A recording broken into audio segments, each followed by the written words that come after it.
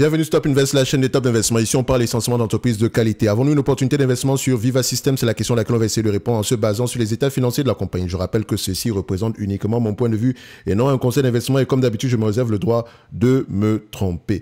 C'est une demande spéciale d'un abonné Top Premium. Donc ici, on va parler de Viva Systems Watchlist directement. On en a déjà parlé précédemment ici. C'est une compagnie qui fournit ici un système de cloud pour toutes les entreprises exerçant aussi dans tout ce qui concerne ici le domaine de la santé. Ok, donc on aime bien ça. Mais également, c'est une compagnie en pleine croissance. C'est un peu comme un SaaS, donc Software as Services.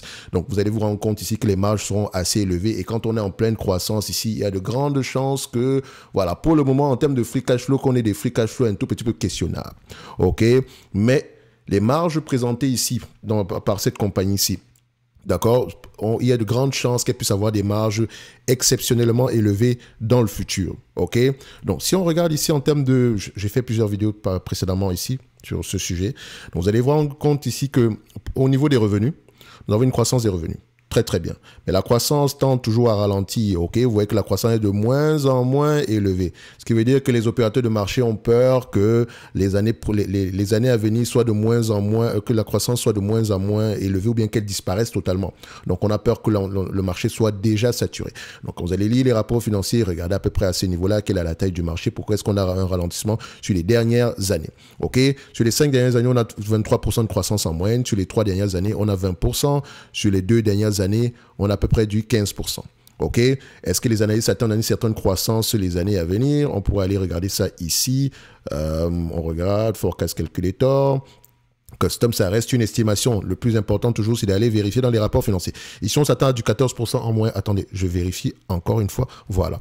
Les années s'attendent à peu près, oui, quelque chose par là, dans du 14% en moyenne pour les années à venir. Tant mieux si ça se produit. Déjà, si on a un 10%, c'est déjà une bonne chose. OK? C'est également un business qui aura tendance à se négocier à des multiples très, très élevés. Tout simplement parce que non seulement il y a de la croissance, mais également il y a un potentiel d'augmentation des marges. Les marges au bout ici sont de près de 70%. On voit qu'on a une légère diminution ici par rapport à ce qu'on avait précédemment. On compare avec les marges EBITDA ici, qui sont, elles, en pleine décroissance. Donc, en lisant mes rapports, je dois vérifier pourquoi est-ce qu'on a ceci. Si les marges EBITDA disparaissent, c'est peut-être dû au fait que l'entreprise augmente ici les dépenses liées au marketing, ou bien paye le salaire des employés de plus en plus élevé, ou bien c'est la recherche et le développement. OK? Faut toujours aller vérifier pourquoi. Et est-ce qu'on va revenir à des niveaux assez corrects ici qu'on a connus par le passé. OK? Ça ne veut pas dire que l'entreprise est en pleine décroissance, etc. C'est sur le moment. Tant qu'on ne connaît pas la raison qui est derrière, on est juste en période d'observation. OK? Ensuite, est-ce que le nombre d'actions augmente ou diminue?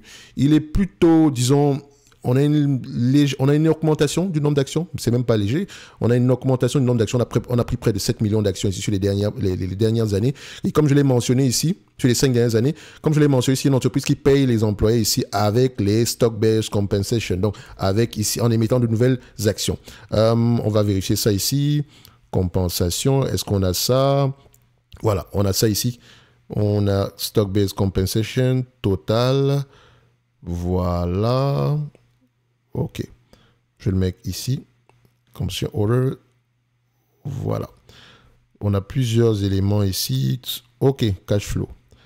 Donc, sur les derniers mois, on a à peu près 382 millions ici en termes de stock-based compensation. Et quand on prend les free cash flow, on constate que dans ce 954 millions, il y a 380 millions ici questionnables. Donc, c'est-à-dire que dans ce montant-là, réellement, l'entreprise a encaissé, a rapporté à peu près aux alentours de 573 millions. Ça, ce sont les vrais free cash flow. Mais maintenant, le stock-based compensation, normalement, devrait tendre à diminuer ou à ralentir et le cash flow, le free cash flow devrait tendre à augmenter dans le futur. C'est pour ça qu'il faudrait regarder quel est l'objectif du management par rapport aux prévisions futures sur les marges de free cash flow. OK? Donc, quand on compare les free cash flow et les net income ici, on a ceci. On se rend compte que les net income sont moins élevés que les free cash flow. Et vous remarquez que les net income sont aux alentours du 500 millions en question. OK? Donc, ils représentent la véritable rentabilité ici du business pour le moment. OK? Donc, si on prend également, si on extrapole un tout petit peu, si on prend les marges ici de net income, est-ce qu'elles ont tendance à augmenter ou diminuer? On se rend compte que les marges ici, je dirais même pas qu'elles sont plutôt, on dirait que ces marges-là, voilà, on va les prendre comme ça. On a plutôt des marges, je dirais, assez stables. OK? Quand je dis assez stable, vous allez voir qu'on a une différence par rapport à ce qu'on a connu ici du 29%, du 24% ici. Comme je l'ai dit, c'est 5% différent. La pandémie également étant passée par là, il faudrait vérifier si ce n'est pas une stratégie du management. Donc ici, ce qui m'intéresse, c'est est-ce qu'on a la possibilité de revenir aux alentours de 30%? Parce que c'était le cas précédemment. OK? C'était le cas précédemment. Donc, j'ai beaucoup de questions à poser quand je vais lire les rapports financiers. Mais au prix actuel, je commence à penser que cette compagnie-ci pourrait être assez intéressante. OK. Extrapolons un tout petit peu.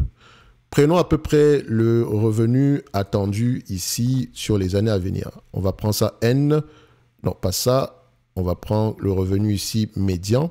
En année, ça c'est 12 prochains mois, 2024, 25, 26. D'accord? On prend ici. On s'attend à 2,775 milliards. Par rapport à ce qu'on a ici aujourd'hui, pas une grosse croissance non plus. Donc, on sait déjà qu'on a un certain ralentissement de la croissance. Et encore, les analystes s'attendaient à peu près au mois de novembre 2021, sur la même période, on s'attendait à peu près à la même période, c'est-à-dire 2026, on s'attendait à du 3 milliards. Aujourd'hui, on attend moins que ça. Ça pourrait également changer à la hausse. Donc, comme je l'ai dit, il faut à peu près regarder pourquoi est-ce que la croissance ralentit. En termes de net income, normalize net income ici, consensus, qu'est-ce qu'on a? Voilà, donc 24, 25, 26. OK? On s'attend à peu près à du 1 milliard. Quand on prend le 1 milliard ici, divisé par 2,75, on arrive à peu près à 36%. 36%, c'est plus élevé. C'est la marge, ce chiffre-ci est plus élevé que ce qu'on avait précédemment, enfin en termes de pourcentage, que les marges qu'on avait dernièrement ici. Donc aux alentours de 28, on avait du 28% ici, du 24% sur les derniers mois, et on s'attend à du 36% en 2026. Donc ça veut dire qu'on s'attend à une certaine augmentation des marges. Si vous intégrez ceci ici, il faut vraiment avoir confiance à l'exécution au niveau du management. Donc il faut faire attention. Il ne faut pas juste prendre ça ici comme parole d'évangile et se dire que non, ça va arriver. Non. Pourquoi est-ce qu'on pense que les marges vont augmenter? En termes de dépenses, la dépense, Viva System représente quel pourcentage de dépenses pour ses clients? Est-ce que quand elle fournit ce produit-là, les clients finaux sont réticents ou bien sont heureux de pouvoir payer plus? En termes, donc, si par exemple, Viva System ne représente moins d'1% de la dépense, de la dépense je prends l'exemple simple, peut-être d'une compagnie, d'un hôpital, on va le dire comme ça. Je prends l'exemple, je ne dis pas qu'elle fonctionne avec les hôpitaux, elle fonctionne avec les entreprises dans le domaine de la santé. OK? Si la dépense représente moins d'1% ici et que Viva System décide de peut-être doubler les prix, est-ce que l'hôpital en question va aller voir ailleurs ou bien sera peut-être enclin ici à accepter ce prix-là tout simplement parce que le service que Viva System fournit ici est indispensable pour elle? Voilà à peu près des éléments que vous pouvez aller regarder pour avoir à peu près bâtir une conviction sur la possibilité d'augmentation des marges. OK?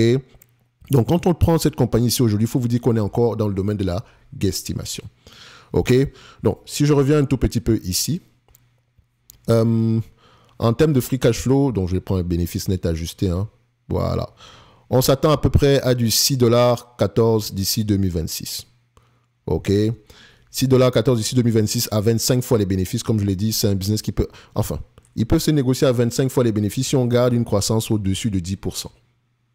OK? Donc, quand je prends le 25 fois les bénéfices ici par rapport à ce qui est attendu en 2026, je me rends compte qu'on est à 153$ l'action.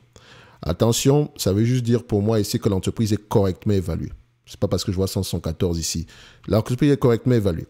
La seule raison pour laquelle je prendrai une décision d'achat ici, c'est si je pense qu'on peut avoir une croissance bien plus élevée que ça, ou bien si je pense que la croissance pourrait rester à ce niveau-ci pendant très très longtemps. Et très longtemps pour moi, c'est 5 à 10 ans.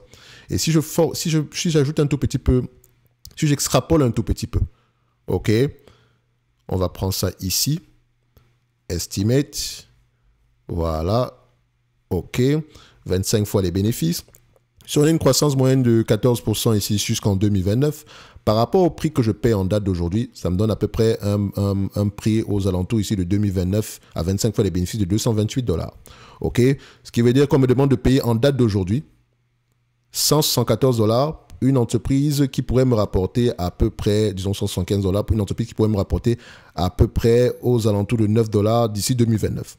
Soit un rendement sur coût d'acquisition de 5%. C'est toujours pas énorme non plus. OK? mais tout va dépendre de la croissance qu'on aura ici. Admettons par exemple qu'on a une croissance de 20%. J'ai dit admettons par exemple. OK? Vous allez voir que le prix va littéralement changer. OK? Vous remarquez, maintenant on s'attend à 265 et là on passe à $10,61. Donc tout va vraiment dépendre de la croissance. Je pense qu'au prix actuel, l'entreprise est juste correctement évaluée. Si on voudrait un meilleur prix que ça, je dirais qu'on pourrait s'attendre, voilà, si on vient nous servir, si on vient nous présenter l'entité aux alentours de $118, pourquoi pas? OK? Mais n'oubliez pas que ça n'inclut pas une augmentation. Le raisonnement actuel se base sur l'estimation présente qui peut être bien plus élevée que ça dans le futur. L'augmentation des marges également peut être bien plus élevée que ça dans le futur. Et si l'entreprise arrive à avoir des marges de free cash flow plus élevées que les net income, ce qui est également possible ici, on aura peut-être un prix encore plus intéressant que ça. OK?